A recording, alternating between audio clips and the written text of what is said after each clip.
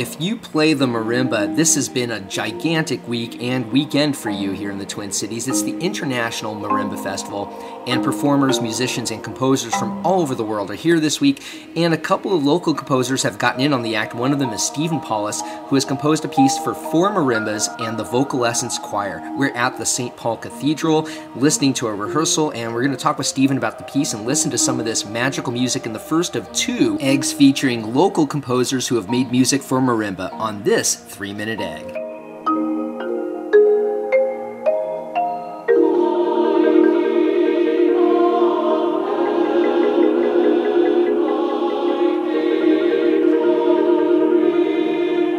One of the things I did that was new was using 4 marimbas. I mean, usually you get 1 marimba per orchestra, and the idea of using 4 kind of segued nicely into the cathedral space, and I decided with 4. I remember I've had pieces performed here before, so I remembered those 4 majestic pillars, and I thought, well, we could take Vocalessence and divide them into 10 singers per pillar and 4 marimbas, and that would be a different thing for me because it's more like spatial music, and I haven't done much of that. But turns out, Philip says I was supposed to write for 2 marimbas and, let's see, 40 singers. I thought I was doing for 4 marimbas and 130 singers. So he said, no problem.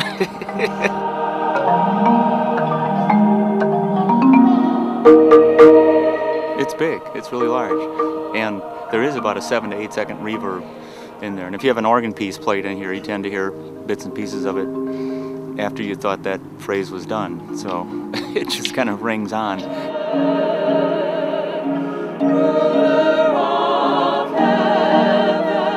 Voice and marimba might sound like water and oil to start with, because the marimba has this funky wooden sound, but there are ways around that the instrument is built to accommodate with the rolled chords that kind of create a shimmer to the sound. And so what I basically opted for, rather than the super virtuosic technical things that marimbas can do, I opted for rolled chords that create little billows of sound and timbre.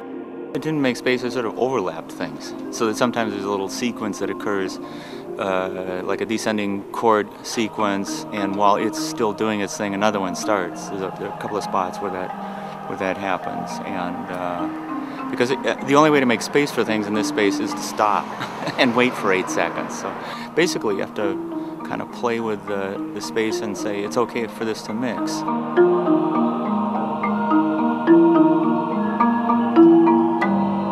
What should happen when you hear the piece is that you can't quite tell when one marimba has started and another is joining it, and then another one joins it and the first one stops. It should all just be sort of, what I wanted was a little deceptivity as far as where's that sound coming from. We'll have no clue. It's out there someplace.